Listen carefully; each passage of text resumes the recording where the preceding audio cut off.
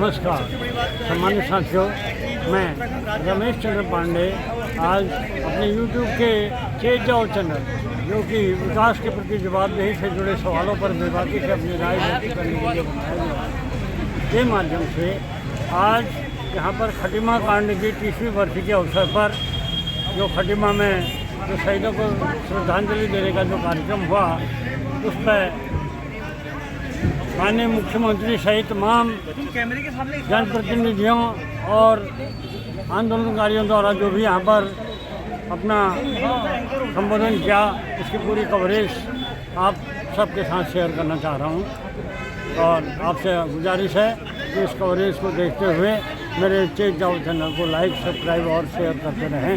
धन्यवाद। Shri captain Gopichand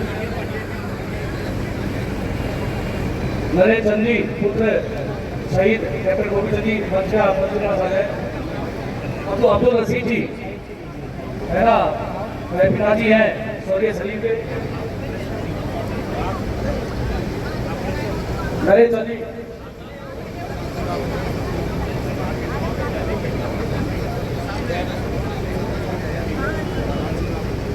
Jagat Singh Monera जी,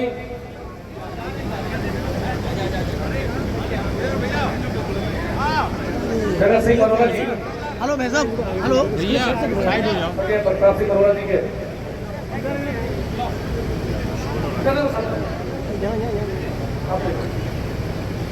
परमजीत के पिताजी श्री नानक सिंह जी से अनुरोध है कि आप भी मंच पे आएंगे और उनकी माता जी शरण देवी,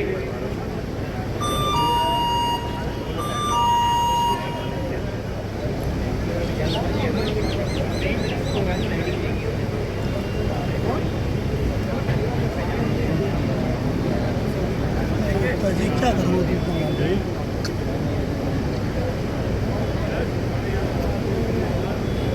आगे से हट जाओ भैया।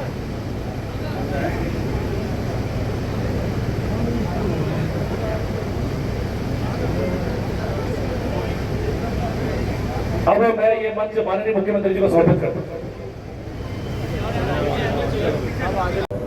मैं भारत रत्न श्रद्धेय पंडित अटल बिहारी वाजपेयी जी को भी नमन करना चाहता हूँ कि जिन्होंने हम सब उत्तराखंड वासियों की भावनाओं का सम्मान करते हुए अपने कालखंड में पृथक राज्य का निर्माण किया और यह पृथक राज्य के रूप में उत्तराखंड को लेकर जो हमारे आंदोलनकारियों की सोच थी, उनकी आकांक्षाएं थी, उनको पूरा करना हम सबका कर्तव्य है, हम सबका संकल्प है कि हमें उनके सपनों का उत्तराखंड बनाना है।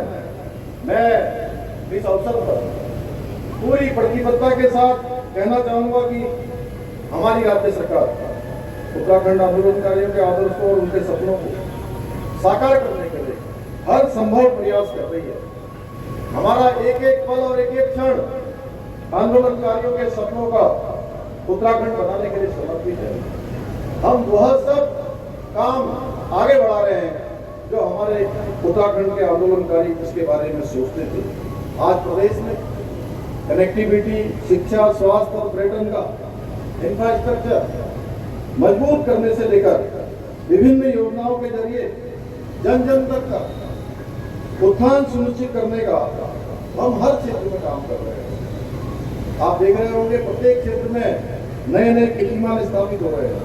अभी हमारे कमल जिंदल जी यहाँ से औद्योगिकरण की बात कर रहे थे।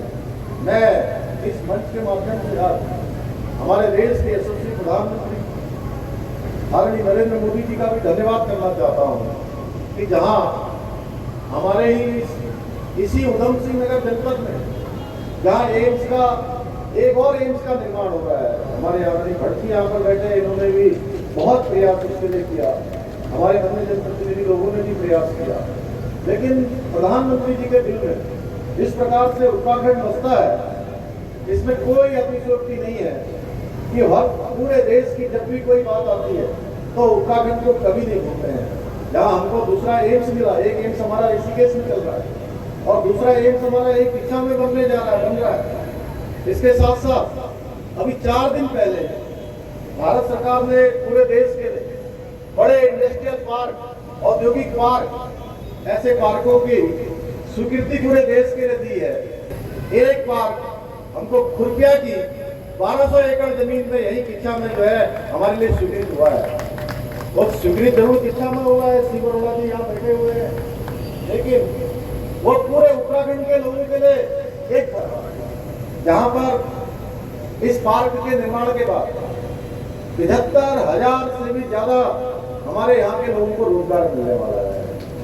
और इससे बड़ी बात 28,000 करोड़ से भी ज्यादा का उसमें औद्योगिकरण होने है, निवेश होने वाला है। यानी कि एक बड़ा काम हमारे आसपास होने वाला है, हमारे आसपास के क्षेत्र में।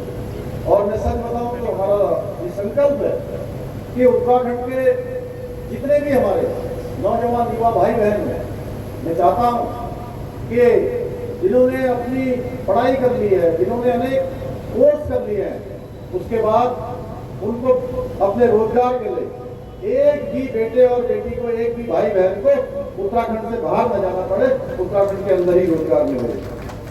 आज हम इसको लेकर पर्यटन के क्षेत्र में, कृषि के क्षेत्र में विकास करते हैं, रोजगार सृजन और आर्थिक विकास को लगातार गति देने का काम कर रहे हैं। इसी को ध्यान में रखते हुए पिछले वर्ष हमने देहरादून में ग्लोबल इन्वेस्टर समिट का आयोजन किया था और उससे पहले 30 से ज्यादा हमने नीतियां बनाई और उन नीतियों को सरल भी किया, जिसके कारण से लोग आसानी से उत्तराखंड के अंदर निवेश कर पाए। मुझे आप सबको बताते हुए खुशी हो रही है कि 3,54,000 करोड़ के MOU हमारे साथ दुनिया के 50 से भी अधिक देशों के लोगों ने हमारे साथ करार किया है और उसमें से लगभग 75,000 करोड़ के आसपास की ग्राउंडिंग तेजी से शुरू हो गई है, जो अपने आप में एक बड़ा कीर्तिमान है। इसके बनने के बाद भी हमारे नौजवानों को, युवाओं को रोजगार मिलेगा। हमने नई लॉजिस्टिक नीति बनाई है, स्टार्टअप नीति बनाई, सर्विस सेक्टर नीति सहित अनेक नीतियां लाकर हम अनेक इनोवेशन और नवाचार के काम कर रहे हैं। हमारी सरकार जल, जंगल और जमीन के संरक्षण का कार्य करते हुए इकोलॉजी और इकोनॉमी के बीच समन्वय को भी आगे बढ़ाने का काम कर रही है। हमारी सरकार ने राज्य आंदोलनकारियों के प्रति कृतज्ञता व्यक्त करते हुए राज्य आंदोलनकारियों और उनके आश्रितों के लिए 10% का आरक्षण विधेयक लाकर ये सुनिश्चित कर दिया है, आरक्षण लागू भी कर दिया है। भाइयों बहनों, मुझे याद है अभी आदमी अजय भट्ट जी यहाँ बैठे हैं, नेता प्रतिपक्ष होते थे 2015 में, और एक बार यहाँ से भगवान जोशी जी, शेख सिंह जिगारी जी ये सब आंदोलन कर रहे थे और इन्होंने यहाँ से फोन किया। विधानसभा के अंदर एक ऐसा विधेयक आ गया कि ये आंदोलनकारी उन्हीं को माना जाएगा जो लोग जेल गए हैं या घायल हुए हैं, उसके अतिरिक्त लोगों को नहीं माना जाएगा। मैं भट्ट जी का धन्यवाद करना चाहता हूँ। मैंने इनको बताया वहाँ पर कि भाई साहब ये विधेयक आ रहा है, इसको रुकवाना चाहिए। तो हमारे आंदोलनकारियों के पूरे प्रदेश की जो बात थी, आपने उसको विधानसभा में मेरे कहने के बाद उसको उठाया और वो विधेयक फिर वापस आया, दोबारा से चर्चा हुई, उसमें फिर सभी को जो है सम्मिलित किया गया। भाइयों बहनों, उत्तराखंड के आंदोलन में हमारी मातृशक्ति ने बढ़ चढ़कर भाग लिया है और बलिदान भी दिया है। नारी शक्ति को नमन करते हुए हमने राज्य की सभी सरकारी नौकरियों में महिलाओं के लिए भी 30% क्षैतिज आरक्षण लागू करके यह भी एक ऐतिहासिक काम किया है। इसमें तो वहां जोर से ताली बजा सकते हैं। वहीं दूसरी ओर हमने आंदोलनकारियों के परिवारों को प्रतिमाह 3,000 रुपये पेंशन भी दी जा रही है और हमने जो जेल गए, घायल और स्थगित आंदोलनकारियों को क्रमशः 6,000 और 4,500 रुपये प्रतिमाह पेंशन दी जा रही है। ये पेंशन भी हमने अपग्रेड की थी। मैं यहीं आया था, मैंने यहीं से घोषणा की थी 1 सितंबर 2021 को, मुझे ध्यान है। मेडिकल कॉलेजों में हमने मुफ्त में इलाज की भी जो है अपने आंदोलनकारियों के लिए ये प्रावधान किया है। राज्य आंदोलनकारियों के अधिकतम 2 बच्चों को स्कूलों और कॉलेजों में निःशुल्क शिक्षा, सरकारी बसों में निःशुल्क यात्रा और उनके आश्रितों को पेंशन की सुविधा भी प्रदान की गई है। भाइयों बहनों, एक पृथक राज्य की परिकल्पना में हमारे प्रदेश की डेमोग्राफी को सुरक्षित रखने की भी हमारी चिंता भी होनी चाहिए, क्योंकि उस समय के हमारे आंदोलनकारियों में जरूर उनके मन में यह चिंता भी थी। हमारी सरकार देवभूमि उत्तराखंड की डेमोक्रेसी को बचाए रखने पर लगातार कार्य कर रही है। हमने एक सख्त धर्मांतरण रोधी कानून लागू करने के साथ ही प्रदेश के अंदर जो अवैध अतिक्रमण था उसमें 5000 सरकारी एकड़ जमीन को इस अतिक्रमण से मुक्त करवाने का भी काम किया है।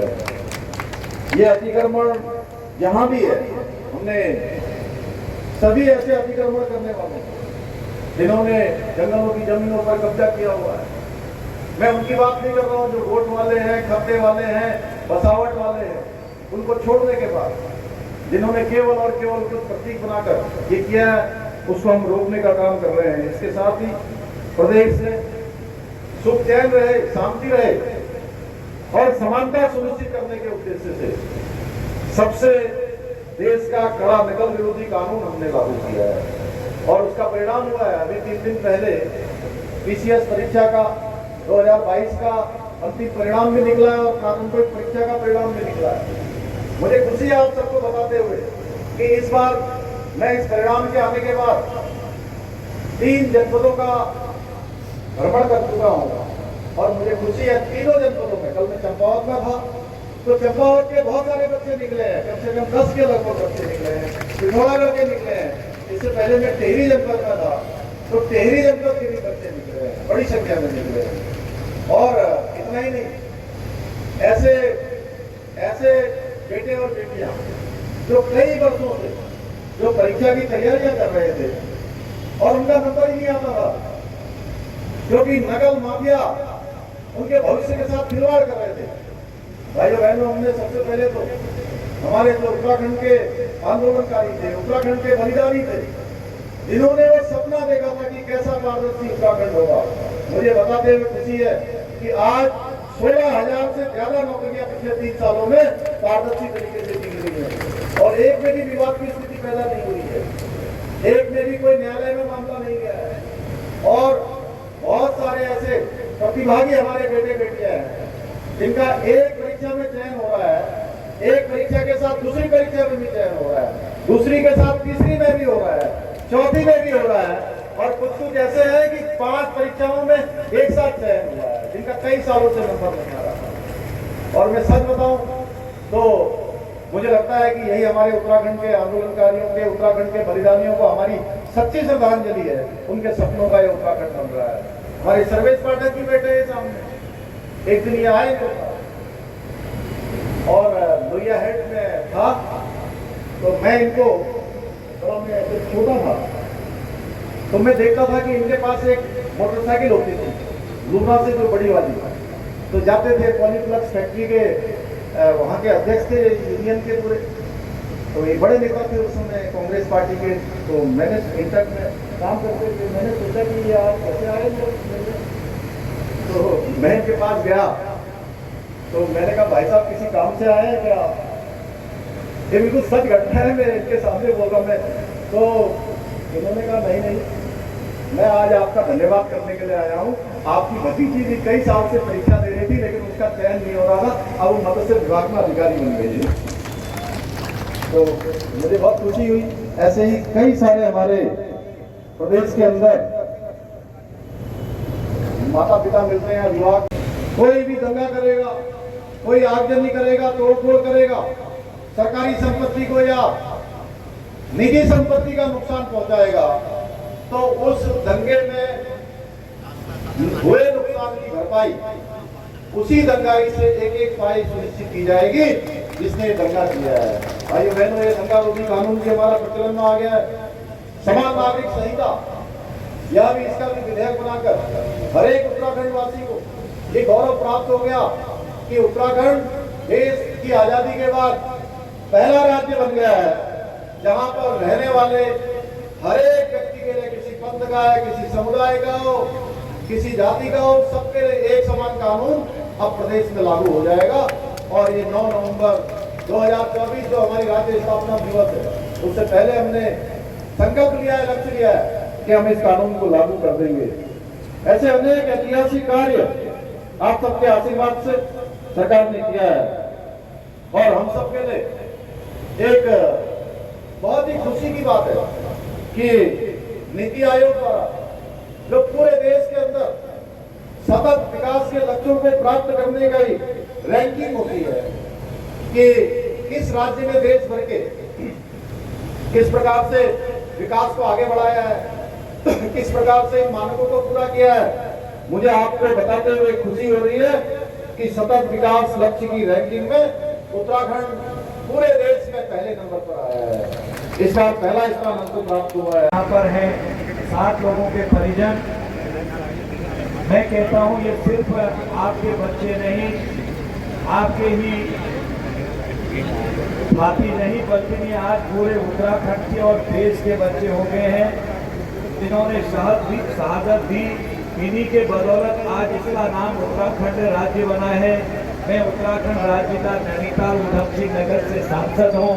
माननीय मुख्यमंत्री जी उत्तराखंड के आज मुख्यमंत्री हैं और हमारे माननीय विधायक उत्तराखंड के माननीय विधायक दायित्वधारी आप लोग, हम लोग, हमारे एडमिनिस्ट्रेशन में बैठे सीएम साहब और एसएसपी साहब और जितने अधिकारीगण हैं, अन्य लोग, हम उत्तराखंड के आज कर्मचारी हैं। अगर देखा जाए उसकी नींव में यही हमारी शहादत और ये शहीद हैं। अगर ये शहीद नहीं होते, अपना त्याग बलिदान नहीं देते, तो हम ऐसे ही रहते, आज तक भी राज्य नहीं मिला होता। मैं हृदय से उनको श्रद्धांजलि अर्पित करता हूं और यहाँ की वीर जनता को मैं अपनी तरफ से बधाई देता हूं कि बहुत धैर्य से हमने इस घटना का मुकाबला किया। मैं मुख्यमंत्री जी को बधाई देना चाहता हूं कि जब से वो मुख्यमंत्री बने हैं उन्होंने शहीद स्थल समेत एक से एक काम खटीमा क्षेत्र में किए हैं। विकास की नदियां तो पूरे प्रदेश में बह रही हैं, खटीमा को विशेष चीज हर जगह पर कहीं भी प्राथमिकता मिलती है, क्योंकि पूर्व से वो यहाँ काफी समय तक आपके बीच में रहे हैं और उनको इसका आभास है। इसलिए आपने ध्यान दिया होगा, कहीं भी जाए वो महीने में 1 सितंबर 1994 खटीमा गोलीकांड की 30वीं बरसी पर मैं खटीमा के शहीदों को, उत्तराखंड के शहीदों को और उत्तराखंड आंदोलनकारियों को नमन करते हुए अपनी विनम्र श्रद्धांजलि अर्पित करता हूं। आज के इस कार्यक्रम में हम सबके बीच आए उत्तराखंड के माननीय मुख्यमंत्री पुष्कर सिंह धामी जी का मैं दिल की गहराइयों से यहाँ पर स्वागत करता हूँ और धन्यवाद करता हूँ। और साथ में सांसद अजय भट्ट जी, पहले खटीमा से अब नानकबत्ता से विधायक आदरणीय गोपाल सिंह राणा जी, हमारे विधानसभा के साथी रुद्रपुर के विधायक भाई शिव अरोड़ा जी, उत्तराखंड आंदोलन को एक धार देने वाले हमारे पूर्व विधायक उत्तराखंड क्रांति दल के केंद्रीय अध्यक्ष आदरणीय काशी सिंह गहरी जी, खटीमा में उत्तराखंड आंदोलन में एक आवाज थी, अंधेरे में एक ठिकारी शेर सिंह दिगारी हमारे बीच है।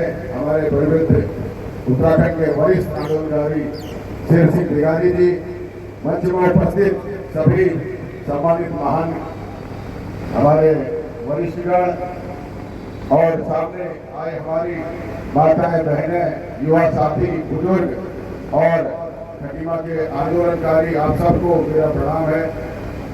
आज बड़े अवसर से मौका मिला है माननीय मुख्यमंत्री जी के साथ यहाँ कार्यक्रम में सहभागिता करने का, तो मैंने माननीय मुख्यमंत्री से निवेदन किया कि मुझे 2 मिनट पहले बुलवा दीजिए, तो मुख्यमंत्री जी ने कहा ठीक है।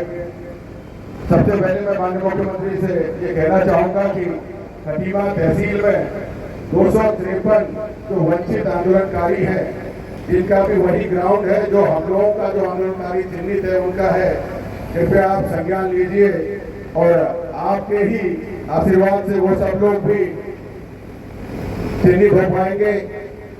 उत्तराखंड आंदोलन एक बड़ी त्रासदी खटीमा इसी तहसील परिसर से लोग एकत्रित होकर निकलते थे और उस पर उस समय की सरकार ने गोलियां चलवाई और हमारे खटीमा के 7 लोग उसमें शहीद हुए। अगर आज उसकी बात करें, उस शहादत की खूबसूरती भी देखिए कि यहाँ पर बैठे हुए हैं आपके सामने, उसमें सिख भी है, उसमें मुस्लिम भी है, उसमें हिंदू भी है और उसमें फरोदी भी है, उसमें तराई के लोग भी हैं। जिन लोगों ने उत्तराखंड के लिए शहादत दी, ये सबसे बड़ी खूबसूरती इस खटीमा की है कि सारे वर्ग के, जाति के, धर्म के लोगों ने उत्तराखंड आंदोलन में अपने प्राणों की आहुति दी है और उसके साक्षात उदाहरण यहाँ पर बैठे हुए उनके परिवारजन है। मैं माननीय मुख्यमंत्री जी से ये कहना चाहता हूँ कि 2002 में चिन्हीकरण हुआ, पंडित नरेंद्र तिवारी जी ने 10 दिन जो जेल रहे उन्हें सीधे भर्ती किया, जो गंभीर रूप से घायल हुए 50,000 रुपए दिए। 2007 में हरीश रावत जी ने पेंशन शुरू करी और आरक्षण का जो कैबिनेट में था, हाईकोर्ट में जो लंबित हो गया, माननीय मुख्यमंत्री जी 10% क्षैतिज आरक्षण को विधानसभा में विधेयक के रूप में लेके आए और प्रवर समिति को गया, उसमें मुझे भी मौका दिया उस प्रवर समिति में रहने का। उस 10% क्षैतिज आरक्षण को करवाने के लिए मैं आपका धन्यवाद करता हूं कि आपने जो उत्तराखंड आंदोलनकारियों को क्षैतिज आरक्षण के विधेयक को आप पटल पर लेके आए, उसके लिए बहुत बहुत बधाई देता हूं। साथ ही एक बात कहना चाहता हूं, माननीय मुख्यमंत्री जी के सामने 200 कुछ ज्ञापन दिए हैं हमारा खटीमा, अभी आपने 10 करोड़ रुपए दिए थे लेकिन वो पर्याप्त नहीं हो पाए। सभी लोग हैं सम्मानित, सारे दलों के नेतागण हैं, अब सभी के पास लोग जा रहे हैं। कुछ क्षेत्र ऐसे हैं जैसा मेलाघाट गांव में पूरा नदी पलट कर आ गई थी, बनमोहलिया, एक एक घर में पानी भरा हुआ था। मैं खुद देखकर आया खिलरिया में, यहाँ केतलसंडा खाम में पूरा खतरे से सारा पानी केतलसंडा होकर जाता है। उसके बाद चाणक्य में बहुत सारे लोग छूट गए हैं। तो मैं आपसे इस बात की भी मांग करता हूँ कि आप जो है कि कुछ धनराशि करें, जैसे कि जो लोग छूट गए हैं उन तक भी वो जो है धनराशि पहुँच सके। और आपसे मैंने विधानसभा के माध्यम से भी आपको ज्ञापन दिया था कि उस मुआवजे को बढ़ाकर अगर आप 50,000 कर देंगे तो असली राहत मिल पाएगी। साथ ही व्यापारियों का भी आपने यहाँ पर सर्वे कराया है, अभी व्यापारियों को कोई सहायता नहीं मिल पाई है, किसानों का भी सर्वे हुआ है, उनको भी कोई सहायता नहीं मिल पाई है।